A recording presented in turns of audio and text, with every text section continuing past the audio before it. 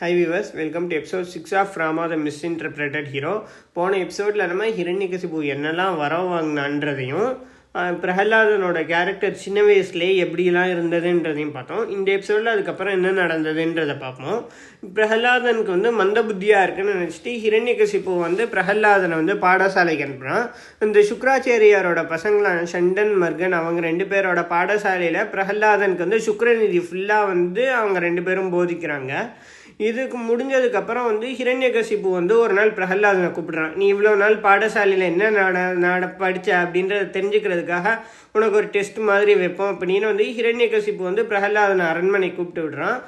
பிரஹலாதன் அரண்மனையில் போய் அவன் அப்பாட்ட நீ என்னென்ன படித்தேன்னு கேட்டதுக்கு பிரஹலாதன் சொல்கிறான், இந்த உலகத்தில் நாராயணன் மட்டும்தான் கடவுள். நாராயணனை நினைக்கலன்னா நம்மளோட ஜென்மமே வீணை. நம்ம தேவையில்லாத விஷயத்துலலாம் ஆசையை விட்டுட்டு நம்ம நாராயணனை நினைக்கணும். இப்படிலாம் பிரஹலாதன் ஹிரண்யகசிபுட்ட அட்வைஸ் பண்ணுறான்.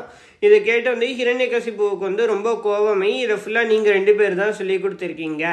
இனிமேல் பிரஹலாதனை நீங்கள் ரொம்ப கெடுத்து வச்சுருக்கீங்க அப்படி இப்படின்னு சண்டன் மர்கன் 2 பேரையும் ரொம்ப திட்டி விட்டுறான். இது முடிஞ்ச உடனே சண்டனும் மர்கனும் இவனை நம்மளால் சரி பண்ண முடியாது. நம்மளோட அப்பாவான சுக்ராச்சாரியார் தபஸ் பண்ண போயிருக்காரு. சுக்ராச்சாரியார் திரும்ப வர்ற வரைக்கும் இவனை வருண பாசத்தை வச்சு கட்டி வைப்போம் நம்மளோட குருகுலத்தில். அது சுக்ராச்சாரியார் இவனை பார்த்துக்கிட்டோம் அப்படின்னு முடிவு பண்ணுறாங்க. வருண பாசம்னா இப்போ வருண மந்திரம் அப்படி யம பாசம் நம்ம எல்லாருக்குமே தெரியும். அதே மாதிரி வருண மந்திரம் ஜபம் பண்ணி ஒரு கயிறு வச்சு ஒரு ஆளை ஒரு இடத்துல இருந்து கட்டி போடுறது.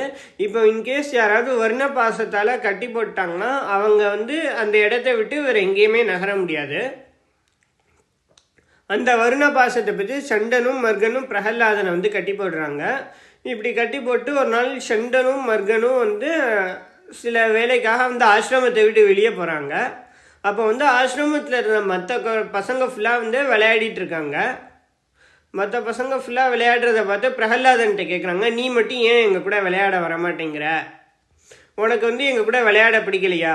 ஏன் நம்ம குரு சொல்கிறத கேட்க மாட்டேங்கிற அப்படின்னு சொன்னதுக்கு பிரஹலாதன் சொல்ல ஆரம்பிக்கிறான், நம்ம குரு சொல்கிறது நல்லதாக இருந்தால் நான் கேட்பேன். அவங்க நாராயணனை கடவுள் இல்லைன்னு சொல்கிறாங்க அப்படின்னு அந்த பசங்க கிட்ட நாராயணனை பற்றி பிரஹலாதன் சொல்ல ஆரம்பிக்கிறான்.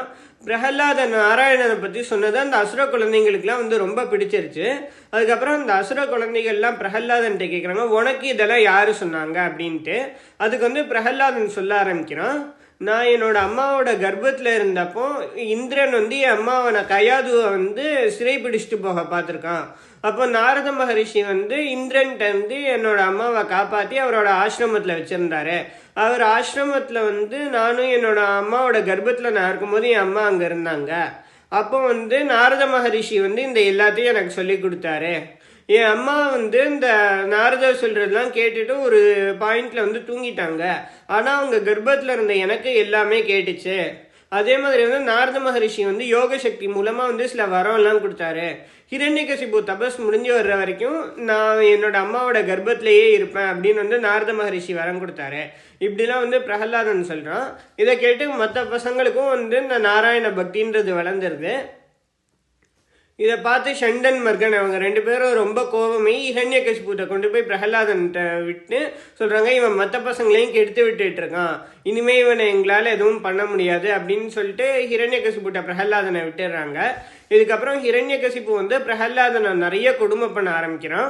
ஹிரண்யகசிபு முதல்ல ஒரு மலையிலேருந்து தள்ளி விடுறான். அப்போ பிரஹலாதன் மனசுக்குள்ளே நினச்சிக்கிறான், இந்த மலை மாதிரி தான் என்னோட விஷ்ணுவோட இதயமும் பெருசாக இருக்கும், அதனால இந்த மலை என்னை எதுவும் பண்ணாது அப்படின்னு நினச்சிக்கிறான். அதே மாதிரி நெருப்பில் போனால் இது விஷ்ணுவோட சக்கரம் மாதிரி இருக்கு. ஸோ இந்த நெருப்பு விஷ்ணு என்னை காப்பாற்றட்டும் அப்படின்னு நினச்சிட்டு இருக்கான். நம்ம பாகவத புராணத்தில் எங்கேயுமே விஷ்ணு என்னை காப்பாற்றவா அப்படின்னு பிரஹலாதன் சொல்ல. இதுக்கப்புறம் ஹிரண்யகசிபு என்னெல்லாம் கொடுமை பண்ணான்றதையும் இந்த கொடுமை எல்லாம் எப்படி முடிஞ்சதுன்றதையும் நம்ம நெக்ஸ்ட் வீடியோவில் பார்ப்போம். இந்த மாதிரி நிறைய வீடியோவுக்கு என் சேனல் லைக் பண்ணுங்கள், ஷேர் பண்ணுங்கள், சப்ஸ்கிரைப் பண்ணுங்கள். தேங்க்யூ.